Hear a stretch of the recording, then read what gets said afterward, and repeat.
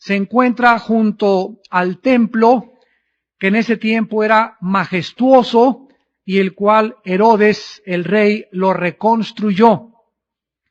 Los discípulos estaban admirados viendo las piedras tan grandes del templo y admirados por la majestuosidad del templo. Y al ver este panorama, el Señor Jesucristo salió, versículo 1, y cuando se acercaron los discípulos, Cristo les comenzó a profetizar. Y les dijo, ¿ven ustedes esto? O sea, ellos estaban admirando el templo.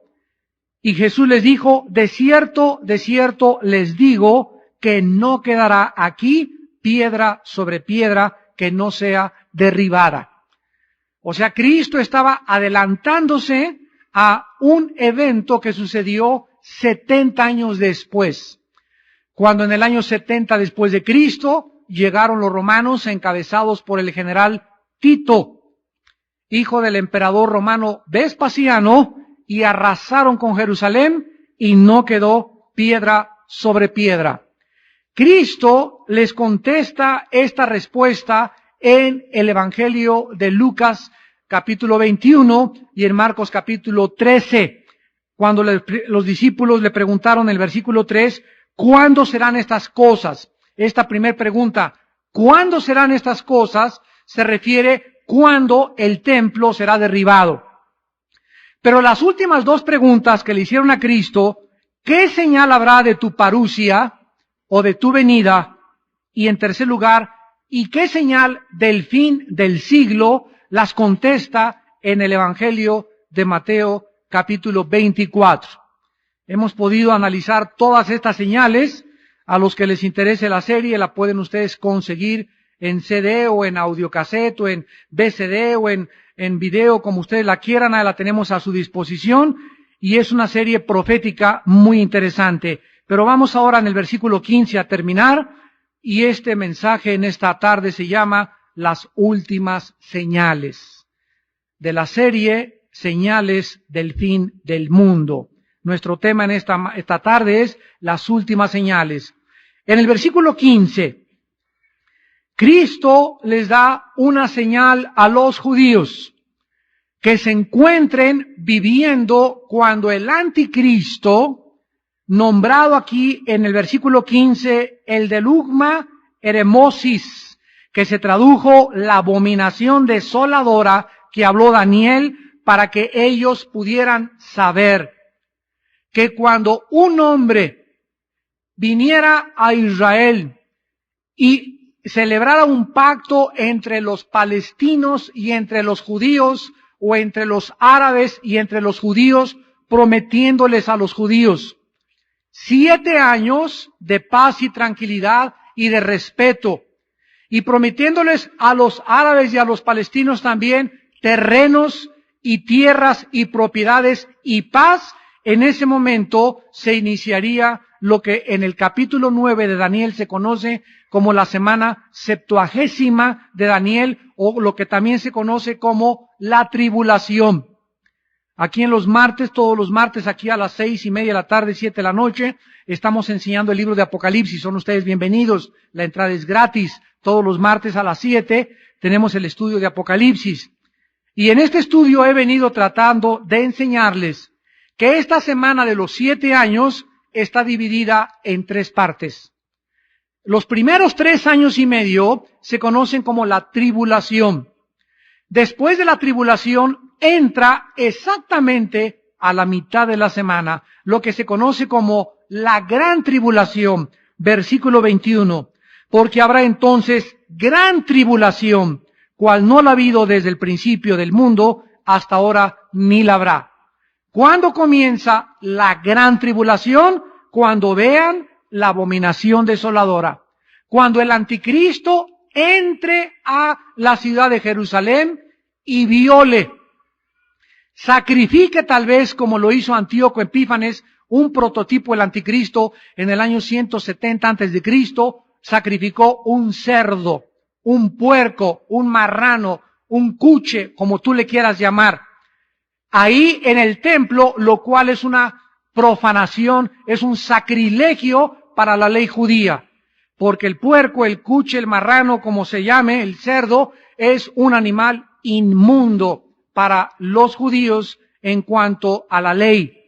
Entonces, el anticristo va a entrar a los 3 años y medio y va a violar este pacto, y en ese momento, cuando los judíos, y está muy claro que dice en el versículo 16, los que estén en Judea huyan a los montes. Por eso sabemos que el versículo 15 al versículo 20 se refiere exclusivamente a los judíos. ¿Por qué? Porque les dice que los que estén en Judea. Versículo 19, las que estén encintas, y el versículo 20, algo que solo los judíos hacen. Oren para que vuestra huida no sea en invierno ni en día de sabatón, que se tradujo reposo. Entonces, este pasaje del 15 al 20 es exclusivo, una señal a la nación de Israel que se encuentre viva cuando el anticristo entre a violar el pacto. Veamos esto con detalle en la segunda carta a los Tesalonicenses, capítulo 2. Veamos esto con detalles más limitados a la revelación de la profecía bíblica, y veamos detenidamente cómo el apóstol Pablo lo explica, vuelvo a repetir, más minuciosamente. Dice segunda de Tesalonicenses, capítulo 2, versículo 3, nadie los engañe en ninguna manera. O sea, en aquel tiempo, los de la iglesia tesalónica creían que ya el anticristo había venido, que el imperio romano, tal vez alguno de los Césares o Nerón, había sido el anticristo, y la persecución que duró 350 años era la gran tribulación. Y los cristianos comenzaron a preocuparse y a mandarse cartas de si ya llegó el anticristo, viene el fin del mundo, etcétera, etcétera. Por eso el apóstol Pablo es cuidadoso para decirles que no se dejaran, versículo 2, mover fácilmente de su manera de pensar. Versículo 3, y que nadie los engañara, porque el anticristo, ¿verdad?, que es el personaje dentro del contexto que estamos leyendo, no vendrá sin que antes venga la apostasía, número 1, y se manifieste el hombre de pecado. O sea, Cristo no va a venir al mundo. El rapto no va a venir al mundo sin que antes se manifieste a nivel mundial un apartamiento de los que se dicen cristianos del camino de la fe. Y se le conoce con el nombre de apostasía, que en el griego es apistemi, y significa apartarse, salirse o no permanecer en el camino de la fe y de la santidad. Ahora bien, dentro de la apostasía hay 2 tipos de personas: el apóstata que es cristiano y el apóstata que nunca fue cristiano. Eso lo explicamos también en la serie de Apocalipsis. Un cristiano, como tú y como yo, podemos algún día de nuestra vida apartarnos del Señor 2 meses, 3 meses, ya estoy cansado, ya no quiero saber nada de la iglesia, y te vas, unos se van 6 meses, etcétera, etcétera. Pero si realmente eres cristiano, Dios al que ama disciplina. Y si eres realmente una persona que tiene la salvación, Dios te hace regresar al camino y te trae de la oreja. Nos trae, dijo el otro. Pero las personas que no son cristianas pueden pecar y pecar y pecar, y no les incomoda pecar, están a gusto pecando, aman el pecado, porque dice la Biblia, el hacer maldad es como una diversión al insensato. Pero el cristiano que tiene al Espíritu Santo se siente mal del pecado, se siente redarguido y dice, ya basta, no puedo seguir en este camino, porque el Espíritu Santo nos hace regresar al camino de la verdad. Y tenemos claramente este ejemplo en Judas y en el apóstol Pedro. Los 2 cometieron el pecado de apostasía. Los 2 se apartaron y los 2 negaron al Señor. Pero vean la diferencia.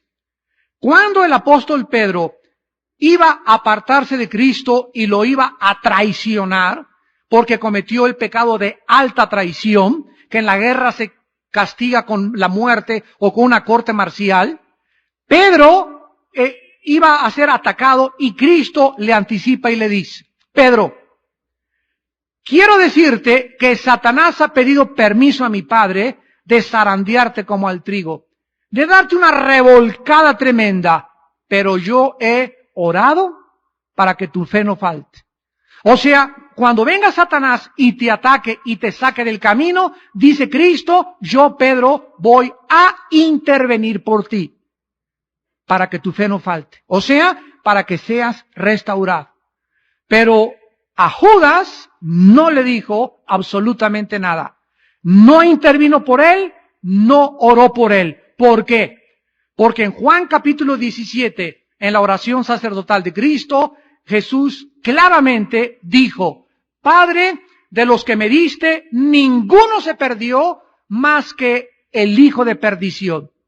O sea, Judas llegó con Cristo, desayunó con Cristo, comió con Cristo y los discípulos, cenó con Cristo, viajó con Cristo, pero Judas nunca, jamás fue regenerado, fue salvado, fue justificado, fue santificado. Nunca, nunca, nunca. Aunque tuvo dones, y cuando fueron a echar demonios, él estaba, y cuando hicieron milagros, él estaba. Ni los dones ni los milagros son señal ni marca de un cristiano. Porque los no cristianos, hasta los brujos, sacan demonios y hasta los brujos hacen milagros. Vemos pues claramente que hay apóstatas que son cristianos temporales y apóstatas que salieron de nosotros, primera de Juan 2, pero no eran de nosotros. Porque si hubieran sido de nosotros, hubieran permanecido con nosotros. O sea, el hecho de que te apartes de Cristo por un tiempo no significa que no seas salvo. Significa simplemente, ¿verdad?, que te has apartado, pero si eres cristiano, repito, vas a regresar. Muy bien, ahora la Biblia nos habla de una apostasía general mundial. O sea, va a venir un tiempo, de acuerdo a la Biblia, en la que la multiplicación de la maldad, Mateo 24:12, hará que el amor de muchos se enfríe. Tanta hipocresía a nuestro alrededor, tanta corrupción, tanta degradación, tanta persecución, tanta inmoralidad, tantos asesinatos, tantos secuestros, tantas violaciones, tantos robos, tantos crímenes, tanta prostitución, tanta drogadicción, hará que muchos cristianos se enfríen con su Señor. Y que se comiencen a aislar y que comiencen a apartarse. Y si tú conoces ya a algunos cristianos, la Biblia dice que vendrán masivamente a la apostasía. Entonces, habrá escándalos. Cuando dice la Biblia que muchos escandalizarán o tropezarán, esa palabra tropezarán es escandalizo en el griego, que significa muchos harán que se escandalicen de lo que está pasando en el mundo a través de los medios de comunicación. Y todas estas cosas son la pavimentación y la preparación del surgimiento del anticristo.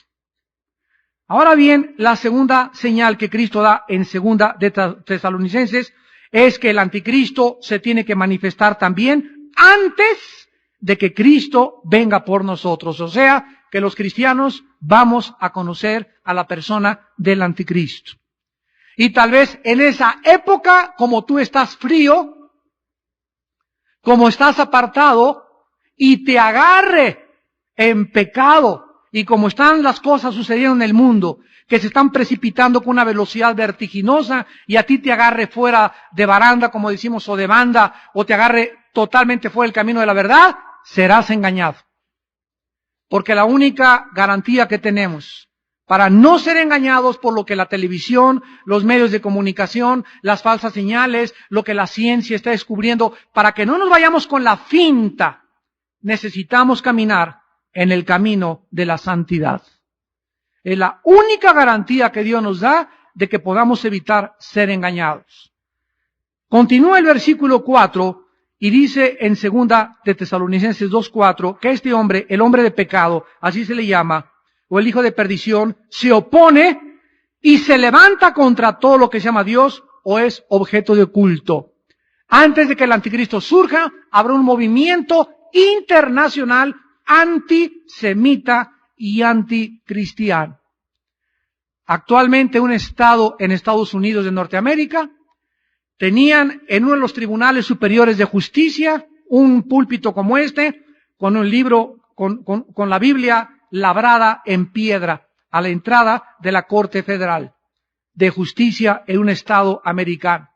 Pues votaron los legisladores que eso era religión y que había que separar la religión del Estado, y quitaron ese monumento de la Biblia en la Cámara Legislativa de los Estados Unidos. Están prohibiendo en muchas escuelas en Estados Unidos orar en público.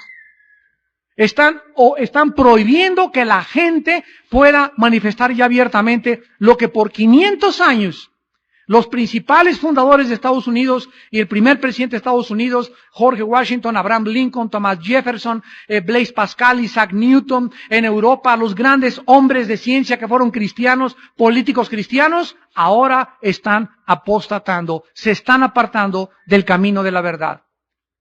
En México basta que yo sea invitado como conferencista a un programa de televisión para que me digan, no traiga la Biblia, porque lo consideramos un libro religioso. Lo consideran por ignorancia, porque la Biblia es también un libro que contiene las más grandes evidencias científicas de la creación y de los misterios del universo. Pero sí puedes hablar de Buda, sí puedes hablar de el Che Guevara, sí puedes hablar del Partido Comunista, pero el mundo tiene temor de oír la palabra de Dios, porque son verdades absolutas y porque no quieren confrontarse con la luz de la verdad.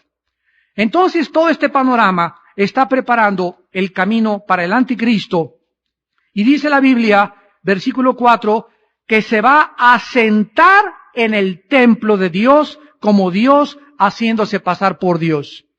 Yo he escuchado de una forma alegórica que alegorizaron este versículo diciendo que aquí está la posesión de los cristianos del diablo, porque ahora somos el templo de Dios, y aquí está hablando de que se va a sentar dentro del templo de Dios, pero un cristiano no puede ser poseído por demonios, un cristiano puede ser invadido por demonios, atacado por demonios, pero no poseído en el sentido de pertenencia, porque le pertenecemos a Cristo. Pero necesitamos separar y entender claramente esto. Aquí no está hablando de que está hablando del anticristo, de un personaje real físico. Aquí no está hablando del Satanás.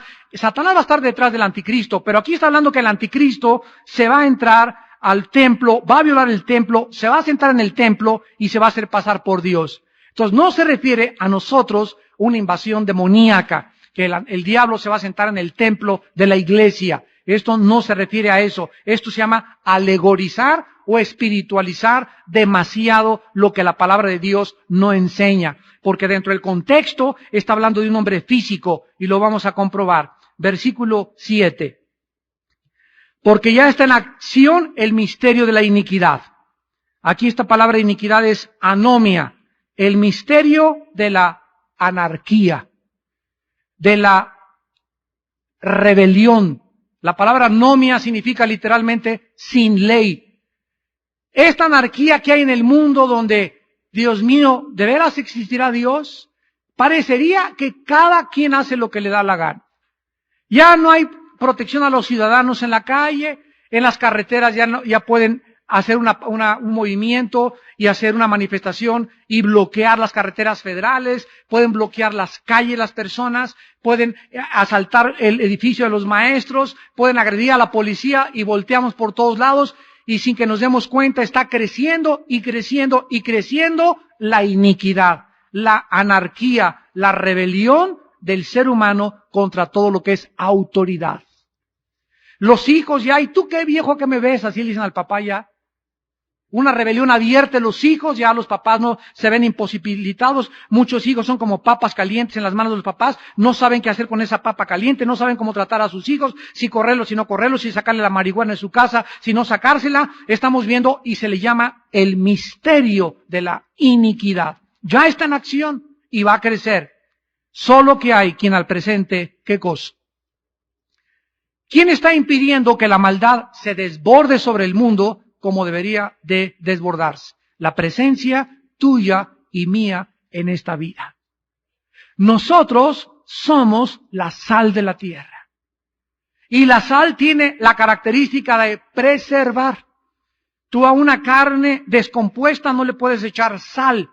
La sal no le quita la corrupción a la carne.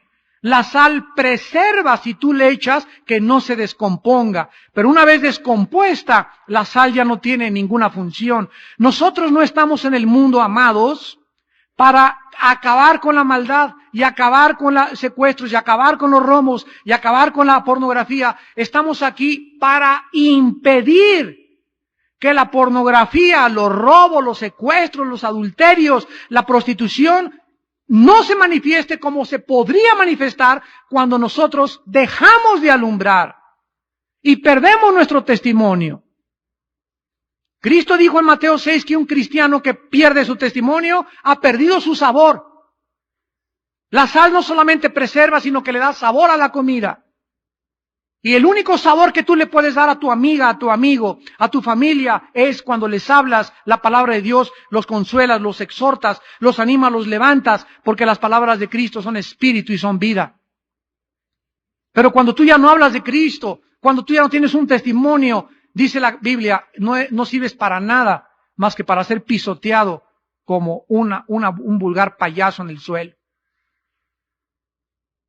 Este misterio, dice el versículo 8, cuando sea quitado, entonces se va a manifestar el inicuo, a quien el Señor matará con el espíritu de su boca y destruirá con el resplandor de su venida. Inicuo, cuyo advenimiento es por obra de Satanás. La entrada del anticristo al escenario mundial será por obra de Satanás, con gran poder, dunamis y semellón, señales y teras, prodigios mentirosos. Si ahorita te vas con la finta y porque al santito le salió sangre, crees que ese santito es una obra de Dios. Se te aparece un chamuco en la noche y dices que fue un marciano. Te comunicas con el espíritu de Cuauhtémoc o vas a las reuniones de mediums o de espiritistas y crees que te comunicaste con tu abuelita y la Biblia dice que son espíritus engañadores. Y tú crees esto cuando aumente estas señales y estos milagros en el mundo. Ahorita ves un ovni y crees que realmente hay extraterrestres. Claro que los hay, pero no son marcianos, ni venusinos, ni saturnianos. Son ángeles caídos al servicio y a las órdenes de Satanás. Los cristianos no decimos que no existen los ovnis. Para nosotros no son ovnis, son ovis. Porque son objetos voladores identificados. Para el mundo no son identificados, para nosotros son identificados porque sabemos que existen, pero sabemos quién está detrás de ellos. ¿Qué es un ovni? Es una materialización, escríbelo, es una materialización de la energía satánica. Es lo que es un ovni. La Biblia dice que Satanás puede hacer que este púlpito se levante, puede hacer pasar enfrente de ti y producir fenómenos ópticos, puede alterar tu pensamiento, tus emociones, puede alterar tu corazón. Satanás y sus demonios pueden cambiar totalmente tu personalidad si tú le permites hacerlo y engañarte. Regresamos a Mateo 24 y vemos que esta señal del anticristo violando el pacto, sacrificando, tal vez, repito, un animal inmundo, será la señal para que los judíos huyan y comiencen a escaparse por la gran persecución que se desatará. Ahora, muy bien, aquí vemos también nosotros, en el versículo 21, que la gran tribulación, cual no la ha habido desde el principio del mundo hasta ahora ni la habrá, será acortada. Versículo 22, será acortada y si no, nadie sería salvado. Por causa de los escogidos, aquellos días serán acortados. La razón por la cual Dios acortará la gran tribulación es por causa de sus santos. Y aquí es cuando el anticristo esté en el último grado ya de persecución, cuando la iglesia es sacada de este mundo y en el momento en que la iglesia sale, se precipita sobre el mundo lo que se llama la ira de Dios. Entonces, repito, estos 7 años de la semana 70 de Daniel están clasificados en 3 años y medio, que son 3 años y medio literales. La gran tribulación, ¿cuánto va a durar? Nadie sabe, porque Jesús dice, será acortada. Tal vez esta persecución del anticristo contra nosotros dure 6 meses, 1 año, no sabemos, pero será acortada. Y después de la gran tribulación, ¿qué sigue? La ira de Dios. Lo que se conoce en Apocalipsis como las trompetas y las copas del Señor. Vayamos al libro de Zacarías en el Antiguo Testamento, capítulo 13. Y veamos que una tercera parte de los judíos se van a salvar. Y acontecerá en toda la tierra, a Zacarías 13, versículo 8, que las 2/3 partes serán cortadas en ella. ¿Cuántos habitantes hay en el mundo ahorita? 6,200 y pico. 6,000 millones. 6,200,000 y pico de seres humanos. Existimos, repito, en el mundo, de acuerdo al almanaque 2003, más de 6,000 millones de seres humanos en el mundo. Si quitamos 2/3 partes, ¿cuántos son? 4,000 millones de personas. 4,000 millones de personas morirán en la Tercera Guerra Mundial. Y quedarán solamente 2,000 de esas 6,000, que es una tercera parte. Para que tengan una idea, Estados Unidos tiene aproximadamente 280, 300 millones de personas. Sumémosle 100 que tenemos en México, vamos a suponer 400 millones, sabemos, 400 millones entre Estados Unidos y México. Si sumamos Guatemala, Honduras, Panamá, Nicaragua, Argentina, Venezuela, Colombia, Bolivia, etcétera, etcétera, Chile, o sea, toda la Sudamérica, Centroamérica, México y Estados Unidos, llegaríamos a los 800 o 900 millones de personas, o sea, 1,000 millones. O sea, que la Biblia está hablando que 2 veces Estados Unidos, México y toda la América, 2 veces la América serían las personas que sobrevivirían. Todo acabaría. China, el Asia, Europa sería barrida enteramente, para que tengas una idea de las proporciones de la cantidad de personas que van a morir.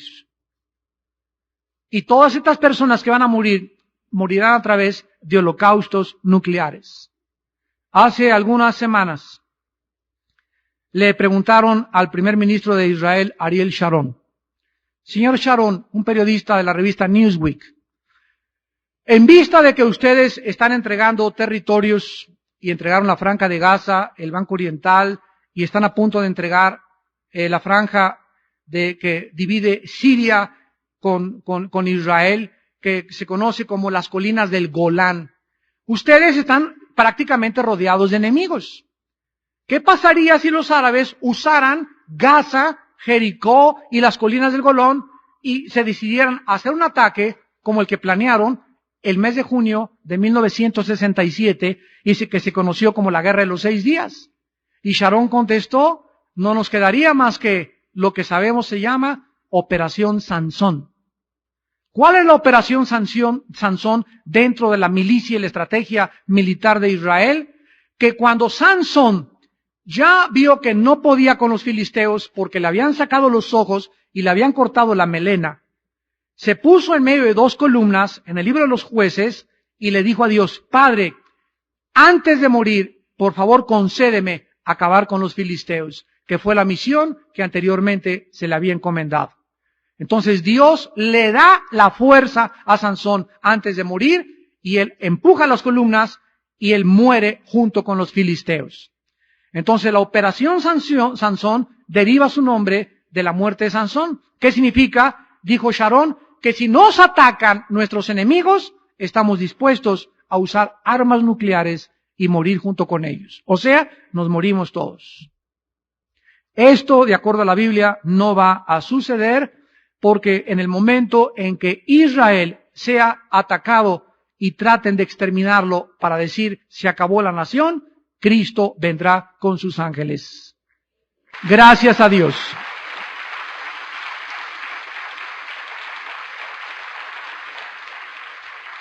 Y para terminar, regresamos a Mateo 24.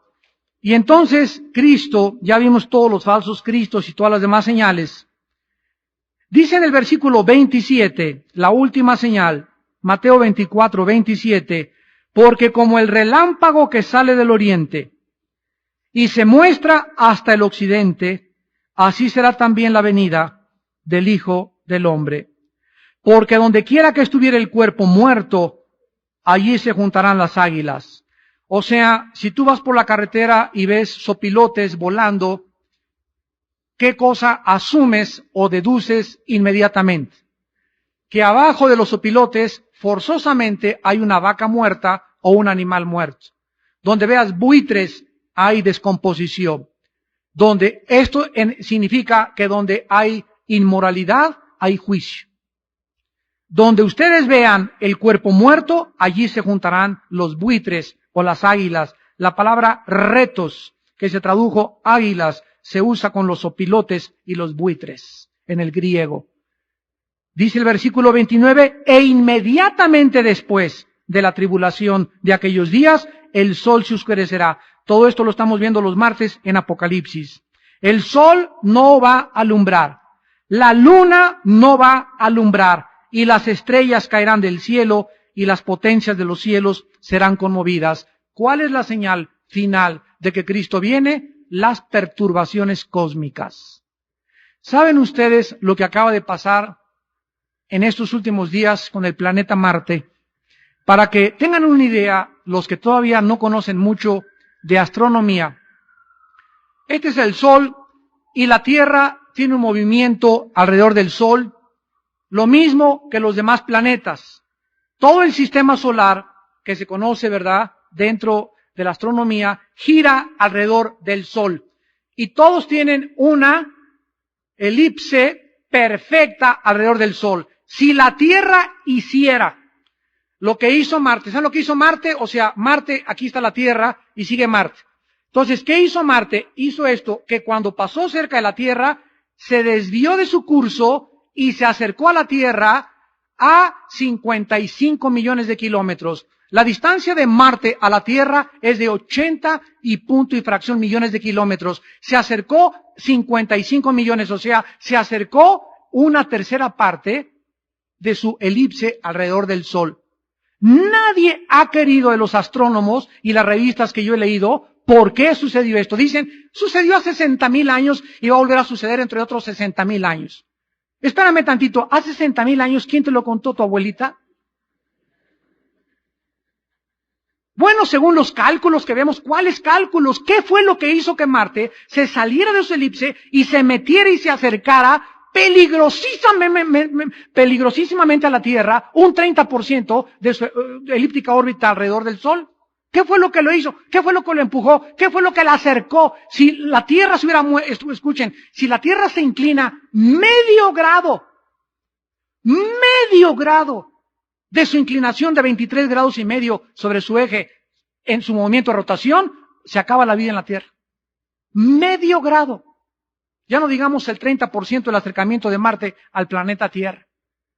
Entonces, ¿qué está pasando? Están comenzando a suceder cosas inexplicables científica y astronómicamente. Inexplicables. Que solamente son asunciones, teorías, hipotemas, hipótesis, etcétera, etcétera, teorías que en eso quedan nada más. Pero no hay explicación científica, como no la hay por qué la Tierra gira sobre su eje y por qué se traslada alrededor del Sol. Pues nomás porque gira, pero no te pueden científicamente explicar porque está violando leyes físicas. Porque todas las leyes físicas establecen que la velocidad de un cuerpo es proporcional a la fuerza que se le aplica. ¿Quién le da la fuerza a la Tierra para que gire en 24 horas y en 365 días alrededor del Sol sin salirse medio grado ni segundos más de los que están establecidos de su órbita? Porque la vida sería imposible. Pero los astros y los planetas están comenzando a manifestar señales en el cielo. Y Dios va a seguir hablando y va a seguir hablando y vamos a tener próximamente lluvia de meteoros en la Tierra. inundaciones más grandes, climas locos totalmente, va a llover donde no debe llover, no va a llover donde debe de llover, van a haber cosas inexplicables en Las Vegas, Nevada, acaba de caer una tormenta increíble, seguida de incendios también, donde es un desierto y donde jamás nunca llueve, porque es un desierto allá en Nevada. Y están pasando cosas tremendas, pero la humanidad no se vuelve a Dios. La humanidad no quiere arrepentirse. Y dice la Biblia que cuando vean en el cielo y las potencias se oscurezcan, y la luna se oscurezca, y el sol se oscurezca, versículo 30, entonces aparecerá la señal del Hijo del Hombre en el cielo, y lamentarán todas las tribus de la tierra, y verán al Hijo del Hombre viniendo sobre las nubes del cielo con gran poder y con gran gloria, y será demasiado tarde para que tú te arrepientas. Porque cuando venga Cristo ya no viene a salvar a nadie. Solo Israel se convertirá en ese momento. Pero la humanidad gentil serán pasados al juicio eterno. Viene como el juez de la humanidad a juzgar a los vivos y a los muertos. Y dice el versículo 31, y enviará a sus ángeles con gran voz de trompeta, y juntará a sus escogidos. Ahí nos recogerá a nosotros de los cuatro vientos de los extremos del cielo, y estaremos así siempre con el Señor, dice Primera de Tesalonicenses, capítulo 4. Damas y caballeros, la Biblia es un libro que nos muestra evidencias proféticas que se han cumplido, se están cumpliendo y se cumplirán. Con el único propósito de que tú en esta mañana te arrepientas de tu vida. Consideres que la vida no es diversión ni pecado. Somos seres humanos, agentes morales, responsables. Y algún día vamos a dar cuentas a Dios de lo que tú has hecho y lo que yo he hecho. La única excepción que un cristiano ya le dio cuentas a Dios cuando invitó a Cristo como su Salvador a su vida. Porque Jesús dijo en Juan 5:24, cualquiera que me oye y crea al que me envió, no vendrá a muerte. No vendrá a condenación. Ha pasado de la muerte a la vida. Dios nos promete que cuando Él venga, nuestro juicio ya fue en la cruz del Calvario. Yo ya fui juzgado, tú ya fuiste juzgado, si Cristo es tu Salvador. Pero si Cristo no es tu Salvador en esta tarde, tú necesitas venir a la cruz. Considerar que cualquier día puedes morir. Y de la forma más inexplicable puedes morir. Ayer fue el desayuno en Cuernavaca, el Congreso de Mujeres en Toluca. Yo fui a predicar allá a la iglesia de Vía Nueva en Cuernavaca. Y una hermana se acercó y me dice, ¿se acuerda de mi mamá? Le decían doña Chuy, una señora que se convirtió con nosotros hace como 10 años en Cuernavaca, sí, pues ahí saliendo de Vivaldi, un restaurante de Cuernavaca, la señora de 68 años de edad pasó una camioneta pecera y la mató instantáneamente. Ahí está doña Chuy tocando el pandero ahorita. Ahora, doña Chuy, ¿cómo estás? Y hermanos, se acercaron sus hijas, no sabíamos, estamos consternadas. Le digo, ¿consternadas por qué? Es que en cualquier momento nos atropella un coche. Ahora que vinieron las inundaciones, un sargento del ejército iba pasando y le cayó una barda en la cabeza. Nunca sabemos de qué manera nos vamos a ir. La Biblia dice, prepárate para encontrarte con tu Dios. ¿Estás tú preparado? Prepárate en este momento. Oremos. Señor, gracias por las señales, por tu misericordia y por tu perdón, por advertirnos que vienes pronto, pero cuando vengas no es para salvar a nadie como lo hiciste hace 2000 años, sino para juzgar al mundo por sus hechos, sus pecados, sus hechicerías, sus fornicaciones, sus hurtos, sus homicidios. Tu palabra dice que cuando vengas, ni aún así se arrepentirán. Seguirán adorando a sus ídolos y creyendo que la vida es solamente para divertirse y pecar. Pero tú nos diste en la cruz a Cristo, quien abrió sus manos y nos ofrece el perdón de nuestros pecados. En esta mañana o en este momento donde tú te encuentras viendo este programa de televisión o escuchándonos a través de audio o de CD, yo te pido que te arrepientas de tus pecados. Dios ordena, por cuanto ha establecido un día en el que nos ha de juzgar, que te arrepientas de tus pecados cuando oigas su voz. El arrepentimiento, desgraciadamente, no es cuando nosotros queremos. Dice la Biblia, cuando oigas su voz, no te endurezcas. Hoy es el día que Dios te está hablando. Hoy tú tienes que responder. Si tú crees que tú puedes escoger el día para arrepentirte, te equivocas. Porque nadie puede burlarse de Dios. Ven hoy que Él te habla. Arrepiéntete de tus pecados.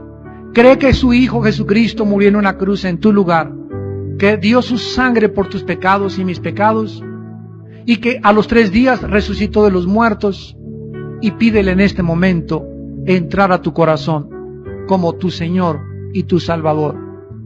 Y si tú en esta tarde quieres hacer esta oración y ponerte a cuentas con Dios y asegurarte ya de que el día de tu muerte tienes la salvación, dile estas palabras, ahí desde tu lugar, desde donde estás: Señor mío y Dios mío, me arrepiento de mi vida, creo que Cristo en la cruz tomó mi lugar, muriendo y pagando por mis pecados con su sangre. Creo que a los 3 días lo levantaste de entre los muertos, y creo también que Él viene pronto, muy pronto, tal vez demasiado pronto, a juzgar al mundo. Y yo no quiero, cuando Él venga o cuando yo muera, irme al infierno y estar condenado eternamente y no volver a tener oportunidad de arrepentirme. Por eso en este momento me arrepiento. Perdóname, Señor, y lávame con tu sangre, y entra a mi corazón como mi Señor y mi Salvador, porque te lo pido y te doy las gracias en el nombre de Jesús. Amén.